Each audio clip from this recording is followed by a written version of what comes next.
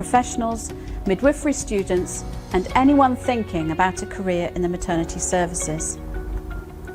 My job is bringing together the latest thinking area.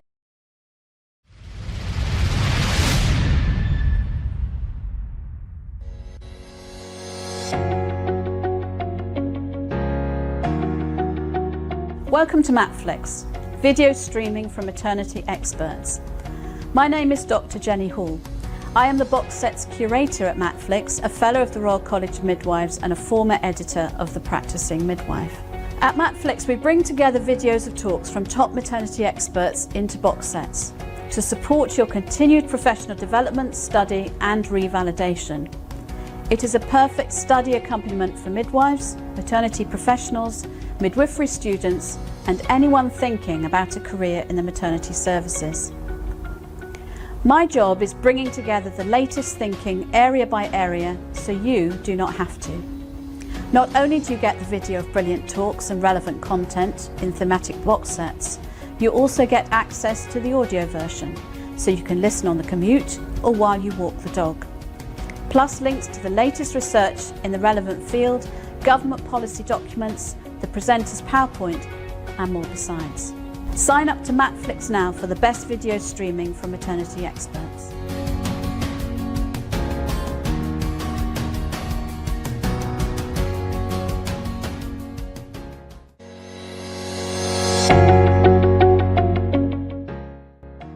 It's always a pleasure to be here, and I always try as hard as I can to support this excellent platform that's so flexible, that's responsive, that's contemporary, that's in people's homes, in people's pockets and in people's hands, wherever they happen to be.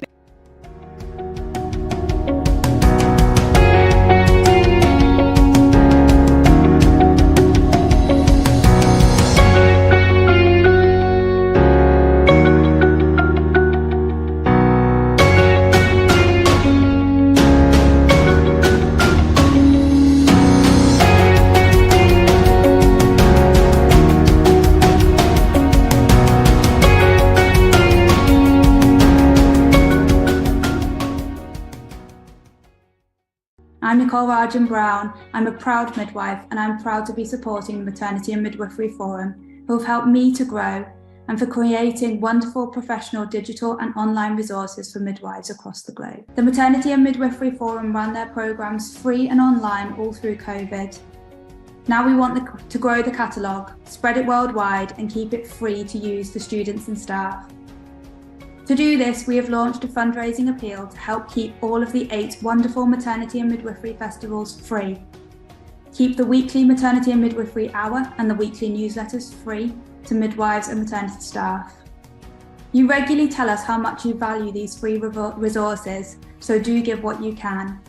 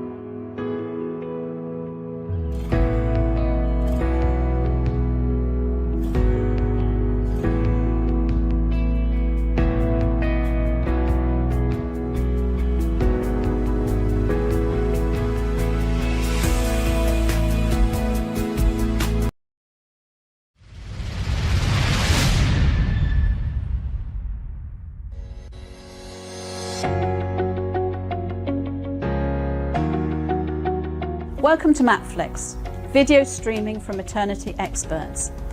My name is Dr. Jenny Hall.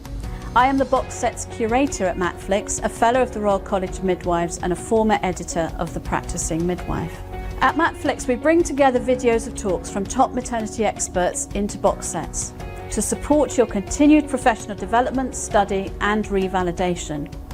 It is a perfect study accompaniment for midwives, maternity professionals, midwifery students and anyone thinking about a career in the maternity services. My job is bringing together the latest thinking area by area so you do not have to. Not only do you get the video of brilliant talks and relevant content in thematic box sets, you also get access to the audio version so you can listen on the commute or while you walk the dog. Plus links to the latest research in the relevant field, government policy documents, the presenter's PowerPoint and more besides. Sign up to Matflix now for the best video streaming from maternity experts.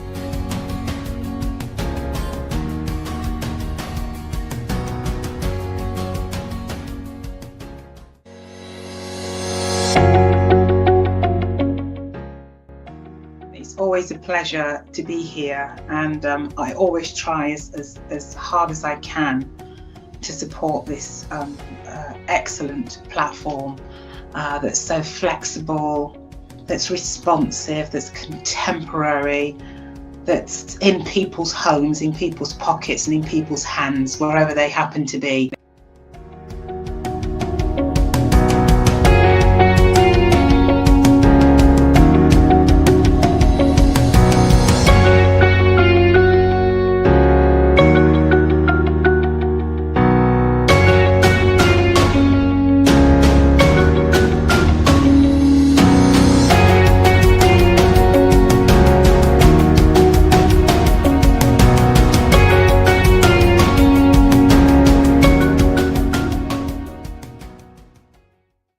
I'm Nicole Rajan Brown. I'm a proud midwife and I'm proud to be supporting the Maternity and Midwifery Forum, who have helped me to grow, and for creating wonderful professional digital and online resources for midwives across the globe. The Maternity and Midwifery Forum ran their programmes free and online all through COVID.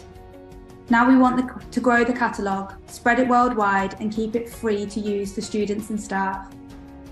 To do this, we have launched a fundraising appeal to help keep all of the 8 wonderful maternity and midwifery festivals free. Keep the weekly Maternity and Midwifery Hour and the weekly newsletters free to midwives and maternity staff. You regularly tell us how much you value these free resources, so do give what you can.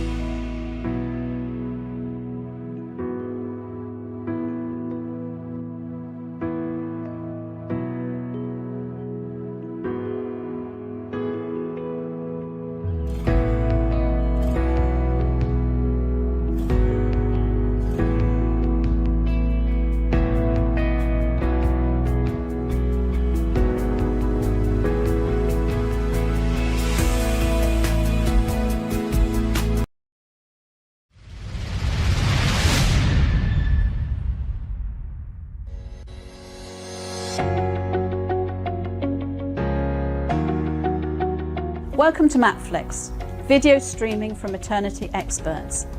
My name is Dr. Jenny Hall. I am the box set's curator at Matflix, a fellow of the Royal College of Midwives and a former editor of The Practicing Midwife. At Matflix, we bring together videos of talks from top maternity experts into box sets to support your continued professional development, study and revalidation. It is a perfect study accompaniment for midwives, maternity professionals, midwifery students and anyone thinking about a career in the maternity services. My job is bringing together the latest thinking area by area so you do not have to. Not only do you get the video of brilliant talks and relevant content in thematic box sets, you also get access to the audio version so you can listen on the commute or while you walk the dog. Plus links to the latest research in the relevant field, government policy documents, the presenter's PowerPoint and more besides. Sign up to Matflix now for the best video streaming from maternity experts.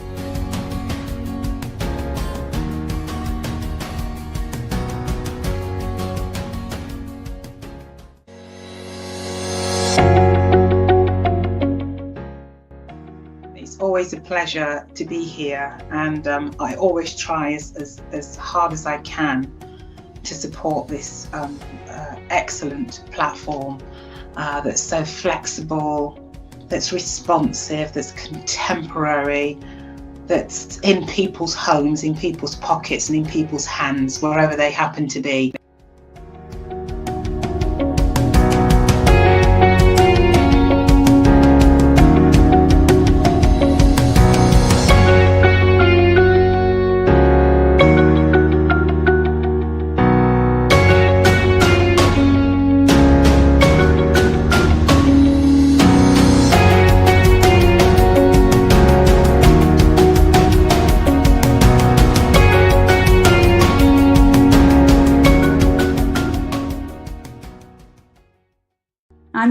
I'm Brown. I'm a proud midwife and I'm proud to be supporting the Maternity and Midwifery Forum, who have helped me to grow, and for creating wonderful professional digital and online resources for midwives across the globe. The Maternity and Midwifery Forum ran their programmes free and online all through COVID.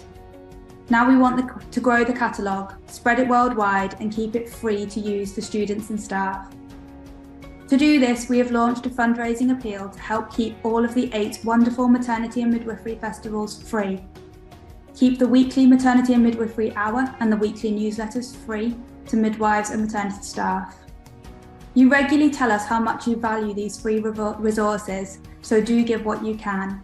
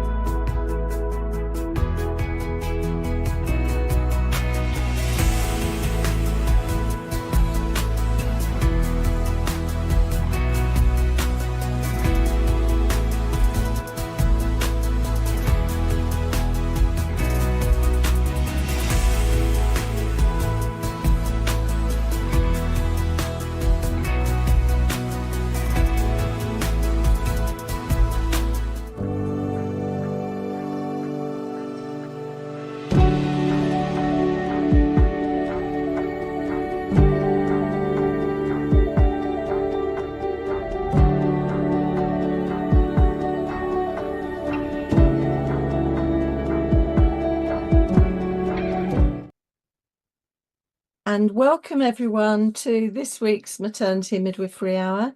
and welcome. It's series 14. It's the last in the series tonight, session 13. My name's Sue MacDonald. I'm the curator for the Maternity and Midwifery Hour and the Maternity and Midwifery Festivals, and it's my pleasure to be chairing this evening. And I've got two wonderful speakers. As always, I have two wonderful speakers, Susan Hughes and Emily B. Now, what we always do to our speakers is put them on the griddle and get them to share with us a moment of their week. And if I could start maybe with Emily and put you on the spot to share your moment of the week. So my moment of the week would be that's exactly a week ago today. We had the graduation for our 2021 cohort of midwives, and it was beautiful to see them finish their student midwifery journey and start their journey as qualified midwives. So that would 100% be my moment of the week. Well, that's a huge moment. You can share with lots and lots of people. Wonderful. Thank you. Thank you for sharing that, Emily. How about Susan? Have you got a delicious moment of the week to share with us? So my moment of the week actually hasn't happened yet, but it's due to happen on Friday. I'm very much looking forward to seeing my 6-year-old daughter in her carol service, her Christmas carol service, in a very beautiful church. And she's really looking forward to me attending. It's not often that I can attend school things, because I'm mainly doing the commuting to work and back. My husband's at home. He works from home. So she said, "Mummy, are you coming?" And I said, "Yeah, I am." So she's really, really looking forward to that. So it is yet to happen, but I'm sure it'll be delightful. I've got shivers down my ears thinking about it. So that really is such a lovely Christmassy thing, isn't it? Definitely. And I know Emily's been rushing about with services today as well. So it's that just makes you feel that's what it's all about. Thank you so much for sharing that. Absolutely. No, I'm just going to remind everybody. Now, we've had some new people this evening. So welcome to the new people. You may not have come to the Maternity and Midwifery Hour before, and so welcome. This all started right at the beginning of the COVID-19 lockdown I'm having difficulty thinking of my words, in March 2020. And before that, we didn't have a maternity midwifery hour. We had lots of events and festivals and conferences and things, but we were very, very aware that midwives, student midwives, lots of people in the maternity services who attended our events really wanted something. They wanted information, they wanted professional development. And because we couldn't do anything except clinical work, it meant that you couldn't put on very much, except we set aside an hour a week where we could talk midwifery and maternity services, what was happening with COVID, how people were coping with it. And I have to say, there was some fantastic work going on to make sure that women and families and babies got the best possible care at a very scary time. But we've continued. And though we're not talking so much about COVID now, we're talking about other things, all things maternity and all things midwifery, which is lovely. So it's a time when we can really think about our practice as a midwife, maybe attend. I know that some colleagues will attend things they're not usually interested in, or it's not their usual sphere of work, but it's something interesting for them. And just to expand our horizons. Now, I also must say that everything that Maternity and Midwifery Forum do is recorded, everything. So these are recorded. So if you have a power cut, or you have to be called away to a carol service, for example, or something, I don't know, something emergency, you can catch up at a later point. And you can also share this when it comes through as a podcast and as a link at a later point with your colleagues. And do that. And we love you to share things, because it's a very good way. And I'm with educators this evening as well. And as a teacher myself, I know that you learn and you remember things better if you can explain it to people. You talk, have a debate. You don't have to agree, but it's part of the learning process and part of remembering and really adding to your professional development. Really, and it's good to know about this. You can get in to any of the many sessions that we've done through Matflix, which is on your resources list. And then that's really good if you're doing a project or dissertation or a degree. any essays that you might have to do, anything you have to do for project work at work. It's a huge font of knowledge that you can access and make use of. Very good if you're going up for revalidation also, I must say that. Now, I'm going to also now say, because as we come up for Christmas, it's a time when though everyone else is having a marvellous time, but we're all having to continue to provide care for our women and babies and families. And it's hard work, and there's quite a few bits of sickness going on at the moment. There's some colds and coughs and COVID also, and flu. Make sure you get your immunisation, by the way, or vaccination.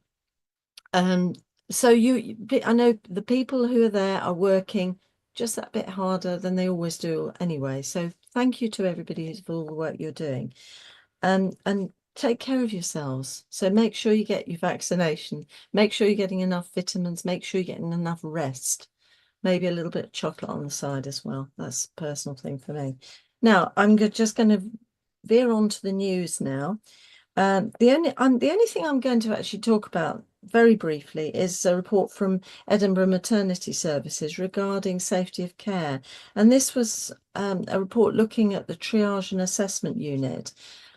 And I thought it was very sort of, this comes again and again, but what they were finding, the shortage of staff, high sickness rate, always goes together, toxic culture, a little bit of bullying around as well, and a lack of experienced staff. And it really underlined for me the things that we need to constantly keep an eye on, constantly address and be aware of.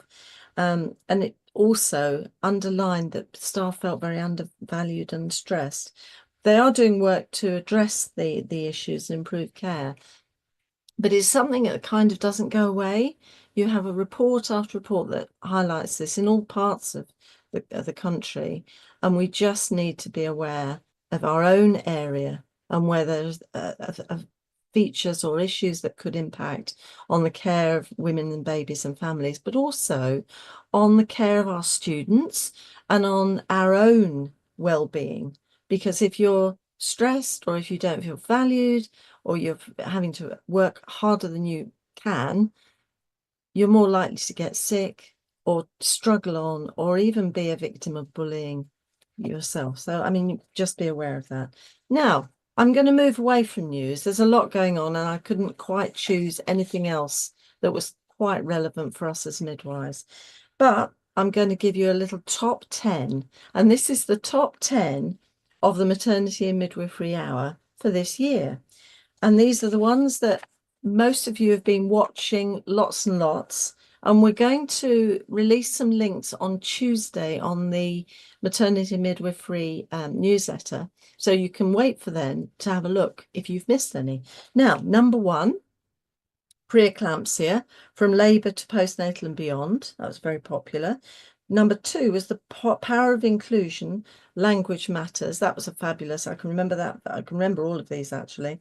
Number 3 was eclampsia again, an ABC of eclampsia. Number 4 was reflexology and acupressure for pregnancy and birth. Number 5 was emotional intelligence to improve your midwifery. Number 6 was water birth, a bigger splash. Number 7 was the lithotomy challenge, and that was about delivering kinder care. And that's kinder care for us. Kinder care is so important for women and their families, and their, of course, the babies. Number 8, improving care after pregnancy, loss, or the death of a baby. And that has been in the news, and that continues to be in the news. And we need to know the long-term effect on this on parents. Number 9 was epilepsy in pregnancy and childbearing. And number 10 was caring for pregnant women with substance dependency. So look out for next week's newsletter, because there'll be some links, and it's much quicker to get into the particular episode. They do last an hour, but you could try and pick little bits of it. But I have to say, one of the health warnings I'll give you is once you start watching, you'll be hooked, which is a good thing. Anyway, so almost on perfect timing, we're going to start the meat of this evening, and it's really lovely that we're going to be looking at learning. We're also looking at practice, and how research informs our practice. And I'm so thrilled to have two midwives who will bring us a little combination of research and innovation. And you'll see both of them are bringing the both together brilliantly into their practice. But first of all, I'm going to introduce Emily B, and I'm delighted to do so, who's an assistant professor of midwifery at the University of Bradford. She's been an intensive care nurse, midwife in the birth centre and labour ward. And parallel to being in practice, as many people do now, she completed her MSc in Health and Community Care. And she's also now, since she's moved into education, she's leading now is it a 10, it could £1,000,000. I'm sure you can talk about this midwifery teaching space project, driven by simulation pedagogy and the vision of providing dynamic praxis-focused maternity teaching. She's completed PG cert in healthcare simulation. She has commenced actually a PhD, focusing, guess what, on simulation and midwifery education. So I'm delighted to welcome Emily this evening. Welcome, Emily. The screen is yours. Thank you very much. So, thank you for the lovely introduction. So today I am going to be speaking to you about simulation in midwifery education, a bit about simulation itself, and then I'll go on to talk about what we've been doing as a midwifery team at the University of Bradford. So the aims of this evening are to explore simulation as a pedagogical approach in midwifery education, to discuss the new midwifery space that we have at Bradford, and I'll be looking at it from the design, development, what our vision was, and how that vision is coming to fruition now that we're able to utilise it. To share some initial feedback and experiences that we've had since the space opened at the beginning of September this year, and to discuss the potential research opportunities that the new space will facilitate.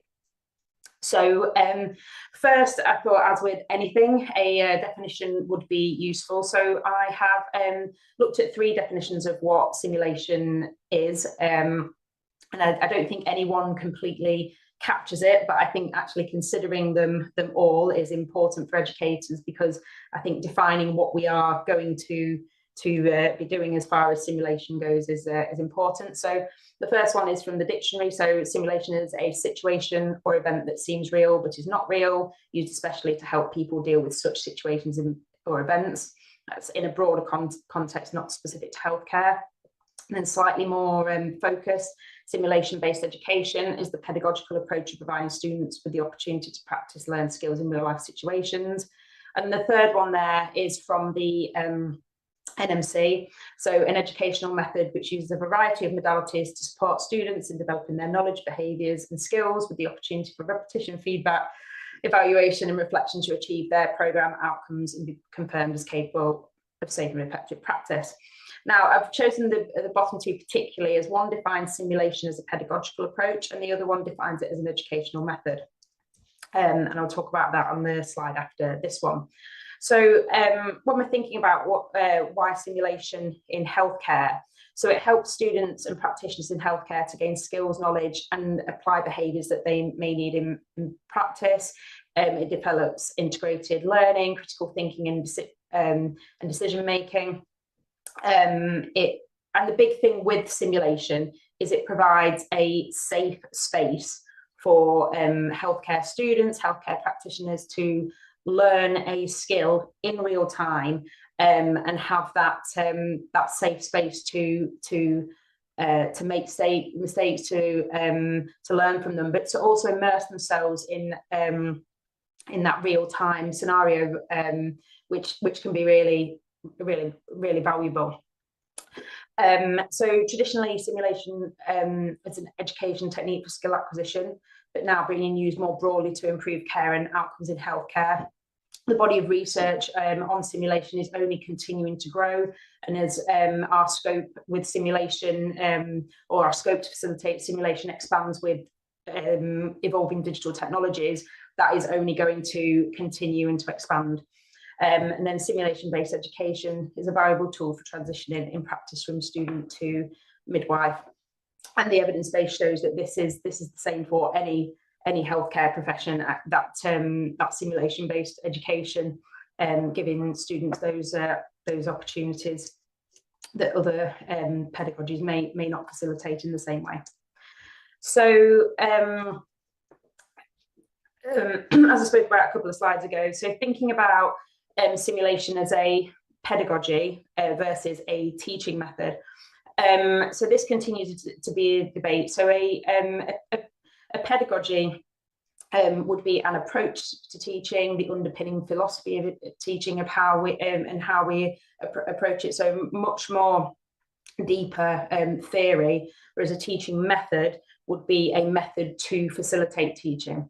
And so a lot of the research that we have at the moment focuses on simulation in midwifery education used as a teaching tool within other pedagogical approaches, as opposed to its own standalone pedagogy. And what I'm extremely interested in is looking at simulation as an all-encompassing pedagogical approach to education, because actually I think that when we think about how we look to teach, we need to think about it from a very holistic approach, how we facilitate teaching, but also how we experience teaching and experience simulation on those deeper levels, and then how that impacts our learning, our practice, and then ultimately the experience that we give to patients as practitioners, as student midwives. And so it continues to be a debate, but I hope that with evolving research and evolving implementation of simulation as a pedagogy, we'll have some more evidence to underpin it, to underpin the philosophy ourselves. So the bottom two kind of arguments there. So Earl and Mattel argue that simulation is not a pedagogy but a teaching tool, and that it lacks the philosophical underpinning. The lack of philosophical underpinning justifies this definition, which, as I said, I'm hoping that particularly with evolving research, hopefully with my own research, that will add to that justification. And then Cook et al. Say it is a pedagogy, and it improves learners' skills and behaviours and can improve patient outcomes. But the debate is still there, and as I said at the beginning, anything is subject to healthy debate. So it's hopefully something that will continue to evolve. So different types of simulations. So we've got unfolding case studies, high fidelity mannequins, low fidelity task trainers. We've got things like remote simulation, which we can facilitate from online from different locations, role playing and use of actors, the use of VR and AR. Things like tabletop simulations, where we're looking at, for example, looking at award, patient allocation, anything there. We've got e-learning. And one thing that I've missed out on there, which is only going to continue to evolve, is the use of AI in simulation, which I think, again, over the next few years is going to become more and more prevalent, probably interwoven with a lot of the ones that are listed here. But I think, again, that will be very transformative in how we deliver any education, but also particularly simulation. So advantage and disadvantages of simulation. Oh, I apologise. So the advantages: it offers a diverse approach to learning. It enables diverse and flexible learning for students. It helps to bridge the theory and practice gap. So because simulation is facilitated in what it can be a very immersive environment, a real-time environment, particularly, and there's a lot of research, if it's an interprofessional environment that simulates practice, it can really help to bridge that theory practice gap. And then in the debriefing aspect of simulation, a lot of the deeper theoretical learning can come into that. The evidence base shows that it improves student knowledge compared to traditional learning methods, and it can improve student confidence. So if we are giving learners the opportunity to potentially access situations that they may not be able to access in practice if they're uncommon, or giving them the opportunity to access them before they then have to manage them. And the evidence base is really good for supporting that development in student confidence. The disadvantages of simulation, as with anything, there's always disadvantages. It is very staff and resource heavy, so it takes a lot of planning, a lot of logistical logistical input, and it needs a lot of staffing to run effectively, because if we want to make it authentic, real time, we want to be able to sort of really debrief people, make sure we're ensuring their psychological safety, then we need those high staffing levels to meaningfully facilitate that. So it can rely on a flipped classroom approach. So what I mean by that is actually giving students quite a lot of pre and post reading materials, particularly pre, to facilitate the content in the session, which then obviously relies on engagement. One barrier can be it may not be realistic to students and can prevent that immersion. So depending on the modality of simulation, particularly talking about face-to-face simulation in real-time simulated environments, there can be, particularly with some of the high fidelity task trainers, there can be a concept that we call uncanny valley, where actually we are using human-like representations such as mannequins, but actually they are not human, and that can create a barrier to learning with that and a barrier to that immersion in the situation. So again, with more research and development as to how we use technologies, that is integral to sort of overcoming that barrier. And also it can be very time consuming as well. As I say, it's something that needs to be facilitated potentially in smaller groups, and so it's something to consider when planning that. So onto the teaching space. So at the University of Bradford, we recognised as a team it was a time for change in how we delivered midwifery education. And this was 3 years ago in the summer of 2021. So we were getting into that post-COVID environment. We had a new curriculum, and we needed to look at how we were going to continue to change the way we deliver teaching for our future midwifery cohorts. So the previous room we had was too small for the expanding numbers. We'd had successful HE bids for procuring more equipment, but actually didn't have the space in which to house and facilitate that equipment for teaching. COVID obviously was completely transformative in the way we live a lot of the ways we live, and one way was that in how we approach teaching. So thinking about immersive technologies, blended learning, and how and embedding the digital into our teaching and lives. So that was again thinking about how we can utilize that, improving student experience. As we know, students did. It was a very, very challenging time for students, all students, but particularly healthcare students. So we're looking to improve that, implement improved simulation and digital technology into learning. So one of our core aims when we started this project was to keep the pedagogy at the centre of it. So in our design, our facilitation, we want to facilitate a simulation pedagogy. We also use problem-based learning, and we wanted to be able to facilitate a dynamic space that was praxis-based learning. So bridging that gap between theory and practice to make learning as real as possible for students. So we spent 18 months building a business plan, and then we got a £1 million funding to then start work on our new space. So the vision was a multifunctional dynamic space driven by implementing a simulation and problem-based learning pedagogy. I know I've said quite a lot of this, so that's why I'm blasting through it. Enables blended learning. So we looked at things of how can students access remotely. We've got some blended learning programs and midwifery programs at Bradford. So how can we facilitate that and then enhance learning? How can we facilitate high fidelity simulation as well as low fidelity simulation? So we looked at some integrated simulation-based software and how we can embed the hardware to facilitate that. Building for different learning styles. So, we're very much at Bradford, we want to facilitate everybody to learn. We don't want to subscribe to one way of learning, because we actually recognise, as I'm sure all institutions do, actually the value of different learning styles and the value that different people bring to that. So actually what we very much thought about at the core was how can we look at facilitating different learning styles within our teaching space, and then building that into our teaching curriculum and our sessions. And then looked at embedding digital and immersive technologies to enhance student learning, knowledge and experience. So this is one of the plans that we had. So this space, this did become the space. This was our initial plan. Everything on this this plan, so all the chairs, all the tables, everything is on wheels. Everything is movable, because we wanted, like, we're doing this session, what do we want it to look like? So to make it a completely dynamic space.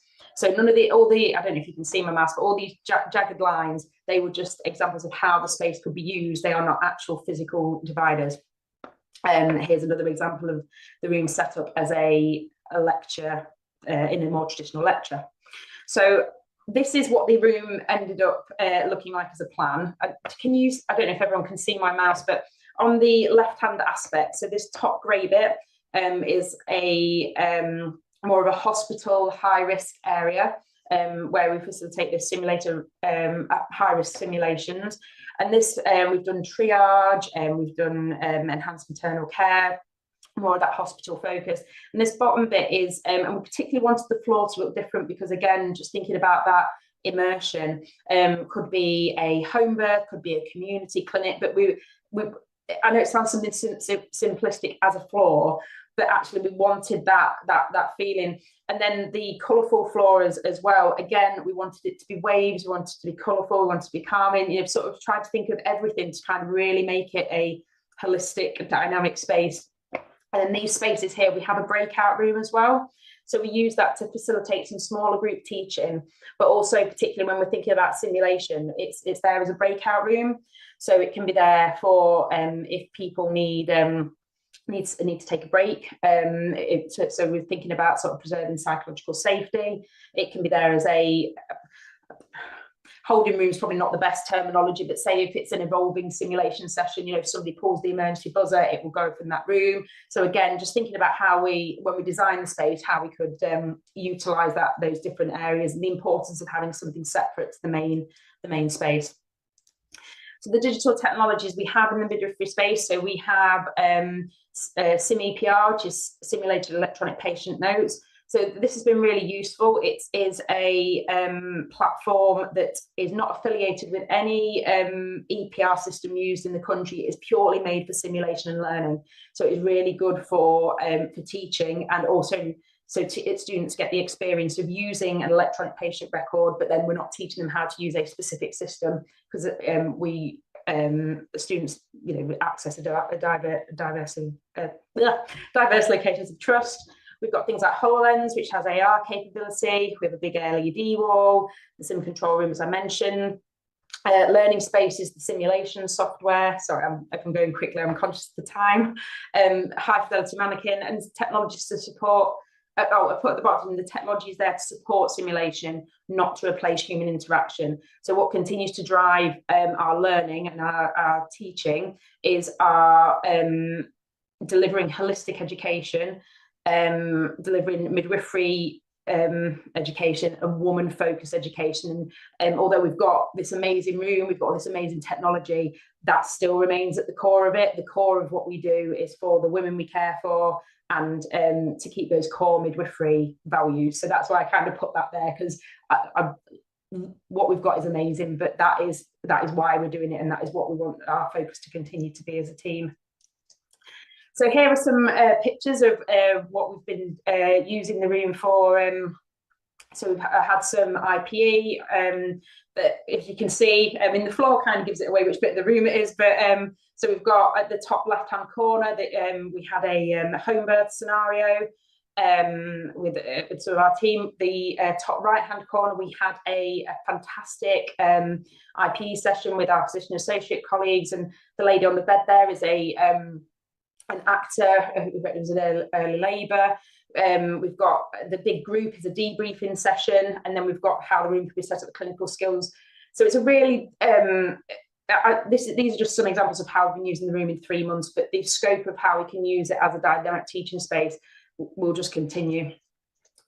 Initial feedback from students has been very positive. Students have valued having their own space.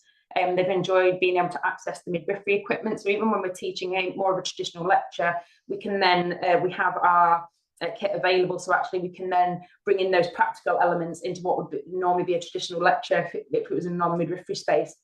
So again, to really bridge that theory practice gap and to teach in a more diverse way.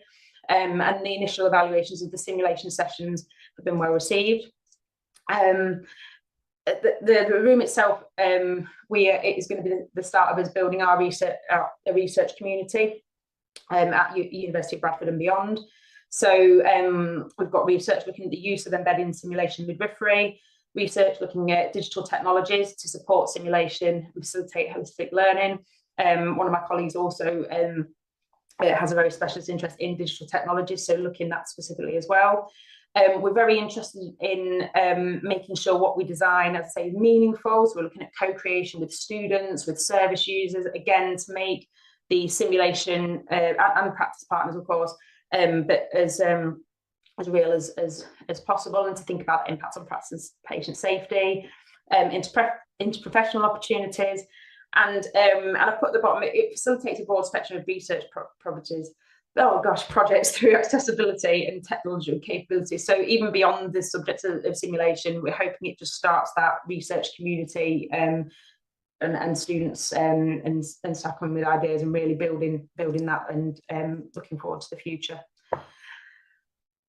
Just over time, so I do apologise, but thank you very much for listening to me and having me on. I really appreciate it. Emily, thank you so much. Goodness, you must be very breathless now. So take a few breaths. I know. I think what Emily really illustrates is when you have a passion for something, you want to include lots of things and lots of information. That was fantastic.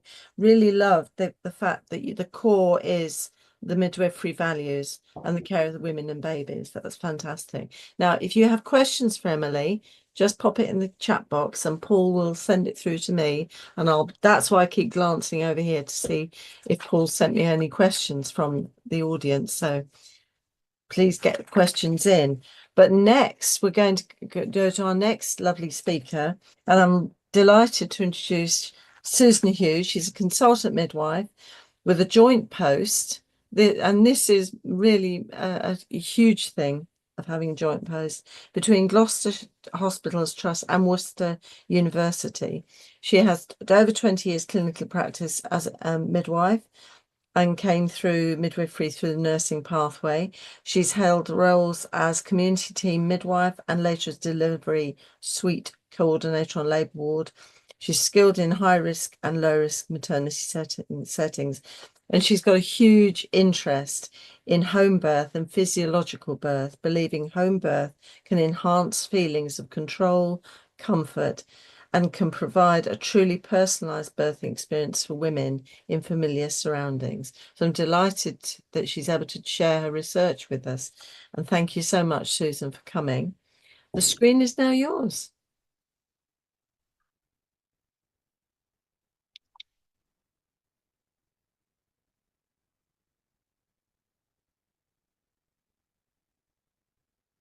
Maybe there's not. I'm hoping there isn't any gremlins in the system for Susan. Going on. The sound. Susan, you need to unmute yourself. Sorry.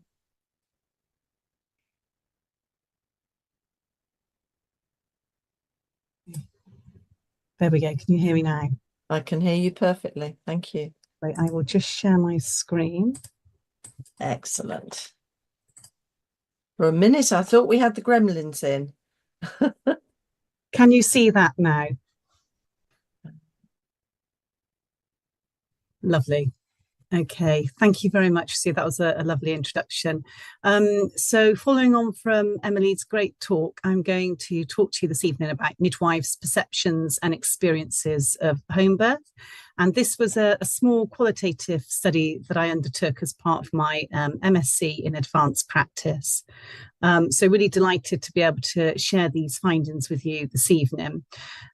So I picked this image that's on the title page here saying positive home birth, because I think it perfectly encapsulates and depicts the absolute sheer joy of a home birth for mums and also for midwives. And this must have been carrying on from the theme of COVID. This must have been during COVID, because that midwife's wearing a mask. And I do believe that due to COVID, the home birth rate did go up and increased as a result of that, which has some sort of positivity to it in that sense. So I know there's lots of students on tonight. I've been told that some of the students that I teach actually are here. So lovely to see you and welcome you here. And I would just encourage all students and any midwives that if you've not undertaken or been at a home birth before, then really it is such a great opportunity, and you should really grab that if that opportunity arrives for you. Because for me, it really did spark an interest for me. I wasn't fortunate enough as a student midwife to attend a home birth, but as a qualified midwife, particularly working in the community, where I worked on as a team midwife for over 4 years, which is a very similar model to what we now call continuity of care. I was able to attend many home births, and I really, really enjoyed that experience. And I think it is a fantastic way to deliver person-centred care. And just following on from what Emily was saying about, it's all about developing those sort of core midwifery values, really. So it's really at the heart of that. And I just wanted to say my background in both, so high risk and low risk, as a delivery suite coordinator and as a community midwife, has allowed me to see both sides of the coin, and has really strengthened my passion for physiological birth and home birth, mainly really because I think we see a lot of iatrogenic harm in the clinical setting. We're seeing that rise, aren't we now, of induction of labours, which can cause PPH, it contributes to those PPH rates, and obstetric anal sphincter injuries, and not to mention the huge rise in post-traumatic stress. So even more reason, I think, to be very supportive of physiological birth, particularly in the home setting, which is very different to the clinical setting. So the aim of my study then was to explore midwives' perceptions and experiences of home birth. And in the UK, currently the home birth rate sits at around 2%. Sometimes it goes a little bit above that, a little bit below, but approximately it always remains around about 2%, with a healthy home birth rate aiming to be achieved for around 4%. At the trust that I worked in at the time of undertaking this study, our local home birth service had been developed, which was great. However, there was no formal review since its implementation in terms of its effectiveness. And midwives' perceptions and experience of home birth had largely been explored, both from within the wider literature of doing a literature search, but also in that locality also. So talking about some of the background then, and looking at home birth. So as part of that literature search and studying home birth, what was found was that home births are associated with significant health benefits, not just for mother, but babies also. And obviously there's always a cost implication, isn't there, to the care that we provide. So overall, the cost effectiveness to the NHS is driven down. So the two main colleges, which I think is really wonderful, the Royal College of Midwives and the Royal College of Obstetricians and Gynecologists, support home birth for women with uncomplicated pregnancies. And I would recommend that you access the position statement on that, because both colleges are very aligned in that respect. And I think it's something that we often don't pay attention to as much as we perhaps should.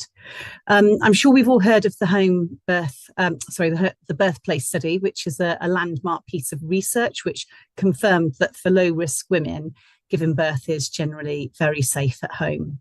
And the observational data available demonstrates that there are lower intervention rates and much higher maternal satisfaction rates with planned home births compared to hospital births. So all really, really good and positive information out there on home births. However, despite the Royal College of Midwives and the Royal College of Obstetricians and Gynecologists support for home birth, relatively few women choose to give birth at home. And I think we see that, don't we, on a day-to-day basis in the hospital setting. We've got a really high birth rate, but actually home birth rates tend to and have been tailing off over the years. The NICE guidance recommends that women classified as low risk for complications should be supported in their choice of where to give birth, including the option to birth at home.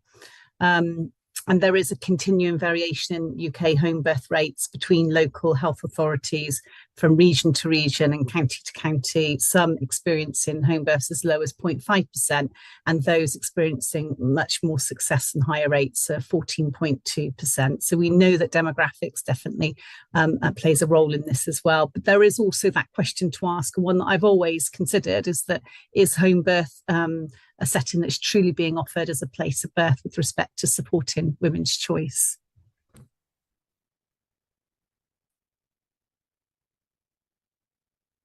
So having performed a literature search, the literature demonstrates that midwives' attitudes towards home birth are largely positive, which is a great thing. There's lots of literature out there that demonstrates that women are very happy with home birth and they report positive experiences.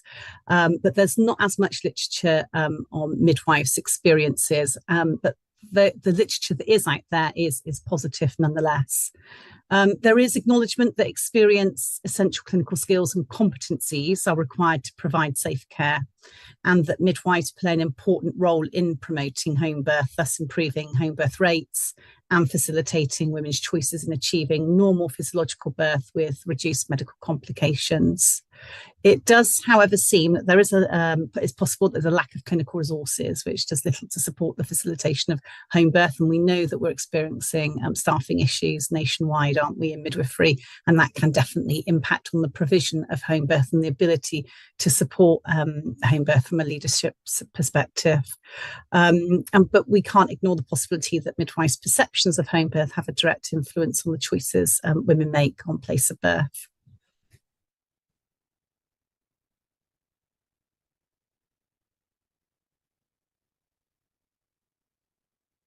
The next slide is not, here we go, methodology. So the study was carried out in a maternity unit encompassing an obstetric-led unit, a co-located birth unit and a standalone birth centre and a dedicated home birth team. So one of the largest maternity units in the southwest of England with a birth rate of over 6,000 per year. I needed to recognise myself as an insider researcher because at that point in time, whilst I was undertaking the research, I actually worked at that particular maternity unit. And I think being an insider researcher has its negatives and its positives. And the positives are that I knew the staff, so I could build those relationships very easily. They trusted me to be able to share that information. However, we know that one of the negative things is, are we 100% confident that what people are telling us is as transparent as they want it to be, or are they more reticent because they know you and the position that you hold within the maternity service? I arrived at a predetermined purposive sample of around 10 midwives. That was what I had in mind to interview. And that sample was drawn from midwives working in midwife-led settings just to elicit the participants' perceptions and experiences of home birth. Initially, I wanted to interview midwives that worked as core midwives on delivery suite, and then interview midwives on the home birth team or in the community. But the study was getting too large, so I had to sort of tailor it down. So perhaps that's a study for another time. So ethical approval was granted by the Trust Audit and Research Department and from the University Ethics Committee. And I would say actually that took much longer than I'd anticipated. So if you are thinking of undertaking a study, I would get your ethics sorted as soon as possible as a priority, because it can take much longer than you realise, particularly for an RCT. That can take a very long time. The data was collected by means of semi-structured interviews, and all of them were held via MS Teams. So there was some consistency, and they were all transcribed verbatim. And this again took much time. So really, there's quite a lot of challenge in terms of getting and collecting all the data. To ensure confidentiality, pseudonyms were assigned to conceal the identity of the participants, which was really important. And I used an interview guide which was informed by the aims and objectives and the literature review. All the midwives were provided with a participant information leaflet and a consent form via email, and the data was collected. It was stored on the university encrypted OneDrive in accordance with the university data protection policy, and it was destroyed after. All of the interviews were anonymised and given a number only known to myself, and once indexed and coded, they were also, as I just said, destroyed in line with research ethics guidance. To analyse the data, I used Braun and Clark's thematic analysis framework, which you can see here on the screen, and I found that particularly effective because it offers a flexible approach, and it's rigorous and very accessible, and really helps identify and analyse and report patterns. So I've really familiarised myself with the data, read and reread the scripts, and then generated some initial codes, assembled the data relevant to each code, and then searched for themes, assembling those codes into possible themes and gathering all the data pertaining to each possible theme. Reviewed the themes again, so checked the themes relate to the codes extracts from the entire data set, and then generated a thematic map of the analysis. And then following this continuous analysis to refine specifics of themes and overall themes within that story to generate clear definitions and naming themes, and then eventually produce the report. It is important actually to say that the data saturation was reached on the 6th interview, and therefore no further interviews were required following that. So the same themes were coming out from the midwives, which was really pleasing to see. So the report identified then that there were 4 themes, and this was that exposure to home birth enables not only a greater insight into physiological birth processes of birth, but also offers a profound understanding and deep respect for the female body. Exposure to home birth to increase confidence in midwives was seen as pivotal to improve the home birth rate and challenge existing barriers that home birth is not regarded as a safe option, as sometimes particularly midwives in the hospital setting that work on delivery suite may think. So it really showed to me that there was a completely sort of different mindset, if you like, and approach to home birth.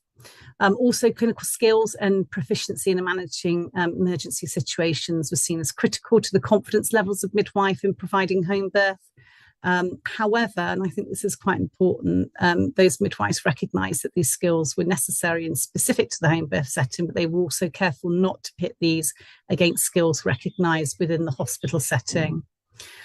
Midwives believed also that management and leadership is central to the effectiveness of the home birth service.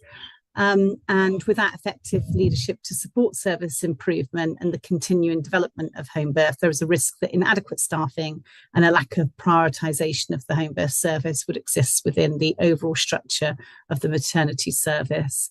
And I really believe that last point is so true, because actually if you don't have your leadership and management team behind it, it can be really difficult to achieve a really successful home birth service.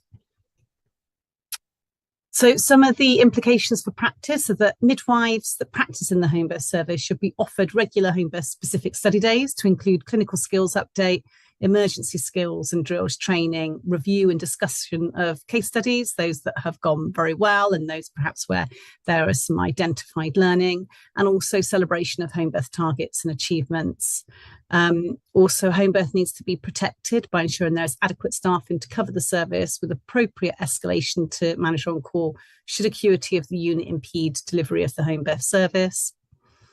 Adequate support from management and those that hold key leadership roles should include promotion and celebration of the home birth service, and also internal rotation by less experienced midwives to the home birth team with adequate support by using a buddy system with a more experienced midwife. And I think that area really warrants further exploration, because I think that's the sort of key really to getting midwives on board with home birth, to increase these opportunities for women, because often it's because when you unpick it, midwives actually express that they don't feel confident in the home birth setting. So teaming midwives together, one that's more experienced with a lesser experienced midwife, can help sort of cascade those essential skills and build that workforce that supports home birth.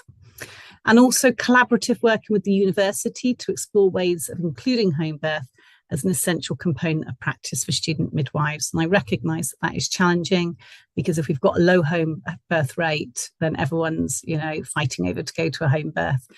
There are ways around that in terms of perhaps students being identified and being able to be put on call for that home birth service, so that they can get that experience and that opportunity to be able to help and support in a home birth setting and learn. So some of the limitations then, because we always know that research has its limitations.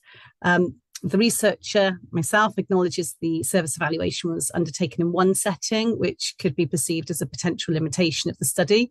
It is important, however, to stipulate that in keeping with the qualitative inquiry, it was not my intention to generalise the findings. It was just within that one setting. Also, there was no peer review of my data, so it was just undertaken by myself. So obviously there could be some biases within that in terms of the way that I interpret the data. However, I was reflexive and kept a reflexive journal in order to be able to mitigate that bias.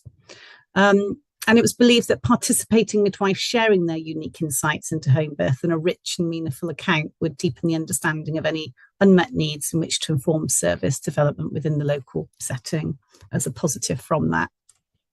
And then just to conclude, exposure and personal philosophy on home birth alongside investment in specific home birth training could increase the confidence levels of midwives to provide the home birth service. And ultimately, home birth rates could be increased with a supportive leadership and management team to truly embed home birth within the heart of the service. And I'd just like to end by saying I've been particularly naughty, because I haven't appropriately referenced all the way through, although I do have my reference list here. So it's a case to my students of do as I say, not as I do. I hope you enjoyed the home birth presentation. Thank you so much, Susan. I like the last point of your referencing, and that just leads me to remind our audience that there are a whole lot of references. You don't have to read all of them, but there are some delicious references from both Emily and from Susan that you can access. And these days it's very easy to get the information. You don't have to pour through big books to get them. Thank you so much, Susan. Thank you, Emily. Also, I can see some kind of a bit of sharing going across here, because as I've jotted down on my little notes here that I'm sorry I got the sum of money wrong at the start, Emily. It was £1 million. When I read it, I thought they couldn't have got £1 million for that space. But how fabulous is that? Not just to focus on learning for midwives, and presumably for student midwives, but also for midwives, presumably. So my question to you, Emily, you were talking about student midwives, but are midwives able to access the space? Because as Susan was talking about the confidence of caring for women through home birth, and the sort of, the difference in providing care in a home setting, and I thought about your little brown floor and your home birth setting, which I have to say, all the space looked lovely and spacious, better than some of the houses that you have to care for women in, which often are like normal houses, aren't they? We, currently, because the room only opened in September. We are kind of looking forward as to what we can facilitate. And my example probably fits in completely the opposite end of home birth that I'm about to say, but it's not within our plans to look to do it. So for qualified midwives, we ran an enhanced maternal care master's course, and part of that was a full week of simulation. And this was prior to the room opening, obviously with the vision to utilise it in the room. But again, part of that. So similar to what Susan was saying, my background is I did intensive care. And I also then worked on a birth centre. So actually that value of bringing in those core midwifery skills to women who become sick, and actually seeing the human experience in the middle rather than the machines and the technology and the presenting complaints is very key. And bringing that back to looking forward, what we would like to do is facilitate short courses, days, weeks for practitioners, hopefully from a co-creation perspective, to provide meaningful simulation for practitioners. So we are, as we are at the start of our journey with this space, we are looking to whatever we can do to facilitate meaningful learning for I suppose the midwifery community, isn't it? Not just our student midwives. So it's have we done it? No. Do we want to do it? Absolutely. And we're looking at however we can facilitate that and utilise our space to, as they have that ultimate impact on practice, patient safety, and women's experiences. That was a really nasty answer. I do apologise. No. I think that really sums it up, really, because I mean you've set up the space and it's fairly new, and your focus is obviously going to be on student midwives. But what we all know as practitioners, you need to make sure that midwives are getting their development, and sort of thinking of what Susan was saying about people not feeling confident. It's on the other end of the intensive care-y, high risk kind of way of getting midwives to think, well, okay, you're in the home, well, this could happen. And I'm thinking the scenarios that you can provide for midwives to make them realize, or help them realize, not make them realize, that actually for most women birth is normal physiological event. But Susan, did you want to say anything on this? No, I was just thinking actually that if for simulation purposes, it would be great, wouldn't it, to use that and utilize it to reenact sort of home birth, particularly like all the things that could potentially, and you don't want to focus on what could go wrong, but actually there is a reasonable chance of, say, core prolapse, which we know from diagnosis to delivery time, if that interval is shortened, the outcome's better. And we know in the community that there's a high likelihood, if that happens, that because of that delay of getting to the hospital due to calling the ambulance and the ambulance transfer, that can be really worrying. So for something like a core prolapse, that would be amazing, wouldn't it, to be able to simulate that in practice in terms of how we facilitate a safe transfer to hospital, in terms of, getting mum walking downstairs, that where she is within that building, and what we're doing to, it's kind of more of a hands-off approach, isn't it, and to not touch the cord because you don't want it to spasm. So that it would fit really nicely with that, wouldn't it? And I think simulation can really open up things, particularly we're on that sort of cusp, aren't we, with AI. So I think it's really going to transform practice and education entirely, isn't it? Yeah, for a good thing, but mustn't forget that human aspect. And I think that's something that I think really lends itself within the home birth setting, because it is just a completely different environment, isn't it, and an atmosphere than, say, the clinical setting that tends to be. I know most birth centres are very dark, and they try to replicate that home birth setting, but there's no getting away from it. It's very different than the woman's own environment, which she's used to, which impacts the release of hormones. Yeah, absolutely. That's fabulous. I'm just very envious of that space. And all my mind as a teacher is going, I'm almost designing a little scenario in my head for home birth. That's another story. And now I've got Juliet Samuel. Now she's one of our regulars. Hi, Juliet. I hope everything's okay. And she says, Emily, well done. Your enthusiasm is palpable. Do you have within your simulation space a facility for video recordings to aid reflection and learning? Yes. So what we had embedded was so we had hardware embedded. So we've got built-in cameras and microphones embedded, but that is coupled with with software called Learning Space, and it's something that is that is designed purely to facilitate simulation. So it will capture the simulation, People can watch it. People can engage with it remotely. They can engage with it in another room. They can engage with it within the room. It synchronizes with, for example, we've got our birthing mannequin. But the beauty of it, whether you're using high fidelity or low fidelity sim, is that you can watch it back, you can time mark it, and you can use it for debriefing. You could use it for learning. So learners could use it to reflect on their own practice. So we could capture a simulated scenario and debrief as a group.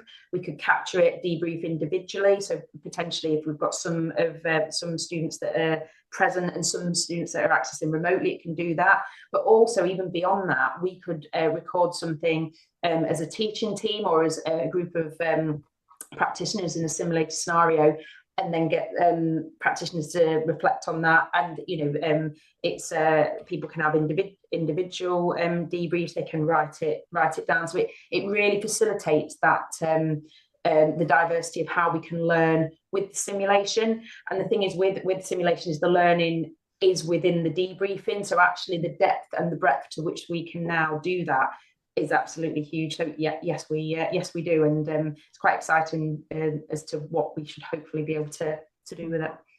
And that was a brilliant question, actually, because it is that, as you've actually underlined, Emily, it's the reflections is when the learning is actually connecting to the physical doing of the thing. So that fantastic.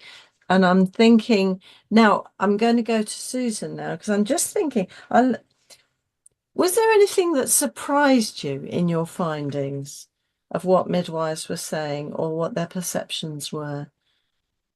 So one of the things that would come out, I sort of asked, do you think continuity of care would make a difference to home birth? And actually, I think only sort of one midwife mentioned that she thought that it might. And then a lot of the midwives didn't feel that it would. But and which actually, for me, I had to really grapple with that, because I'm a big believer in continuity of care. And so I would naturally think, because you're looking after somebody and you've got that contact and that consistency and that continuity, you would be in a position to be able to influence women in a positive way. So that was quite interesting. I was very, very keen to interview delivery suite midwives, but that couldn't happen. And I just really wanted to understand the thinking, because I think that's where the kind of gold dust is, isn't it? Because it's of no surprise really that community midwives and home birth midwives, they're there because they believe in it, aren't they?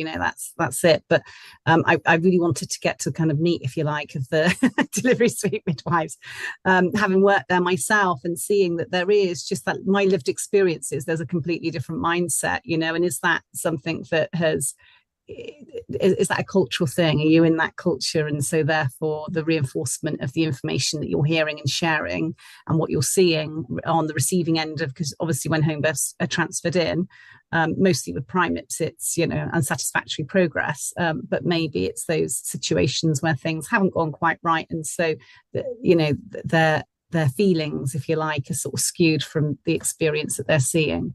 So so hopefully that answers the question. Yes, it does. It does. I mean, I liked, I have to say, this is all from Scribbles I've got, the buddy system.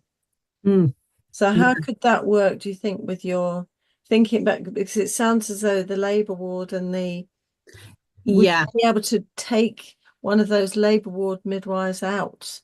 Yeah, and I think the key is really trying to get in there even before they qualify. So student midwives having that opportunity.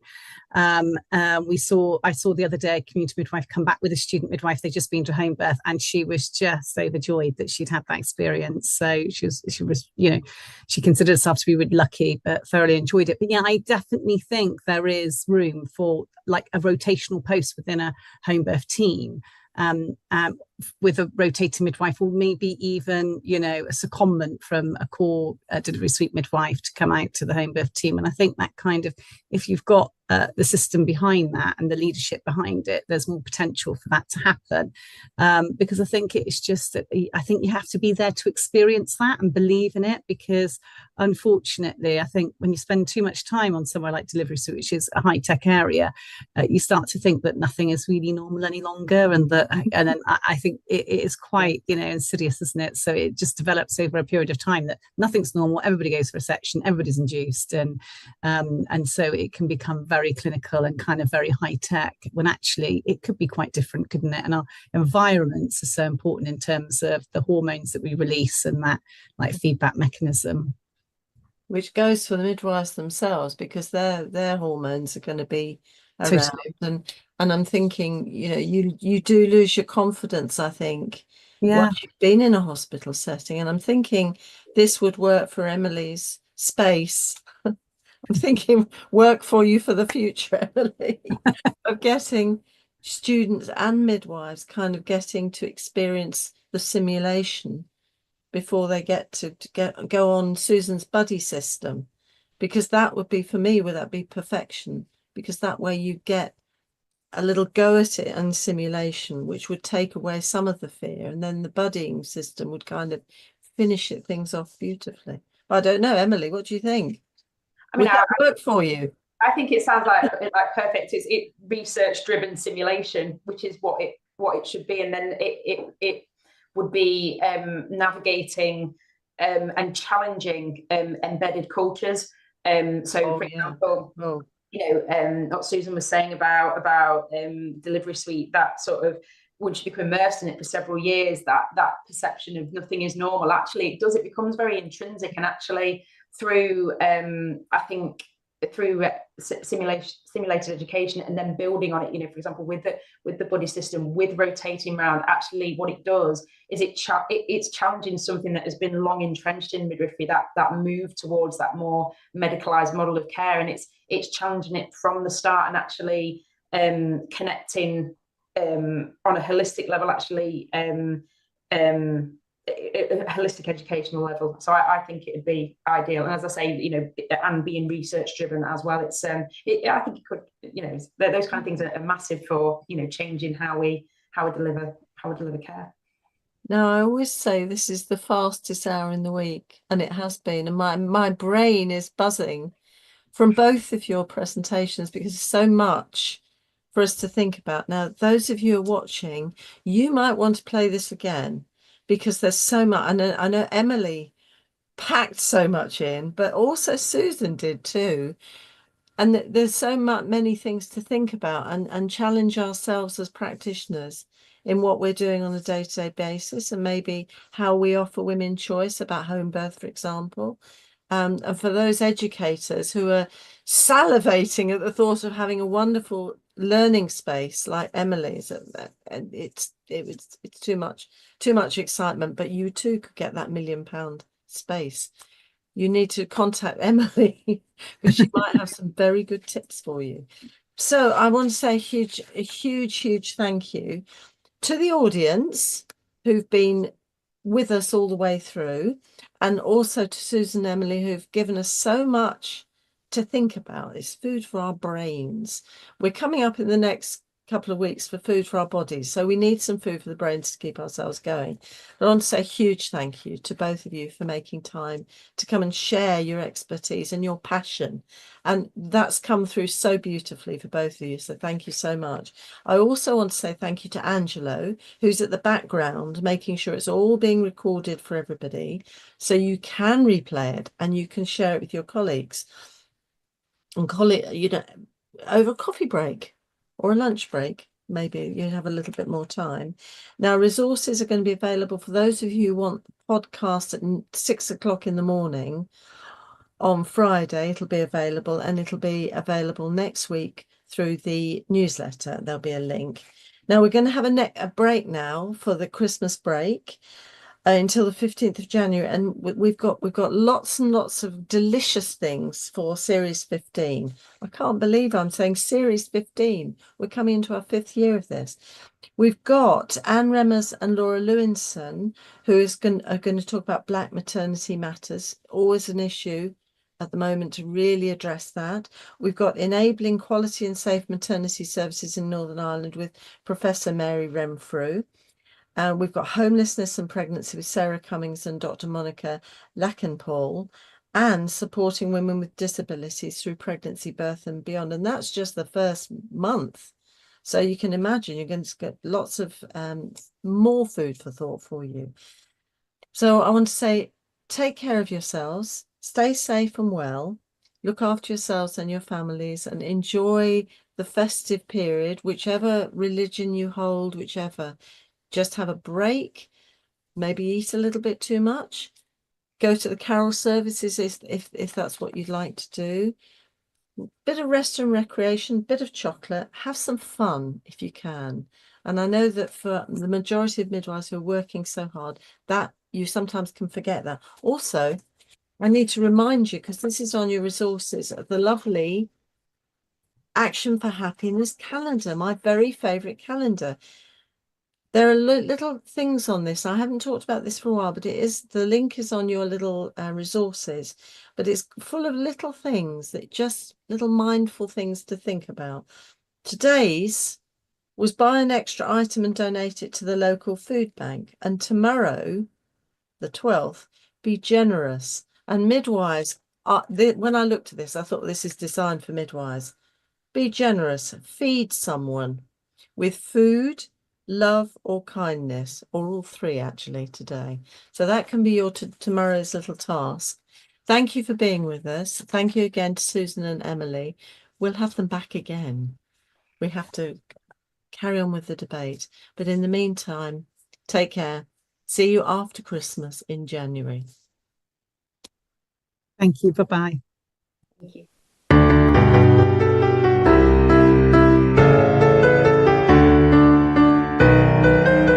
Thank you for joining us for the Maternity and Midwifery Hour. This podcast has been made possible by the team at Maternity and Midwifery Forum and our CPD partners, Matflix. You can sign up at matflix.co.uk.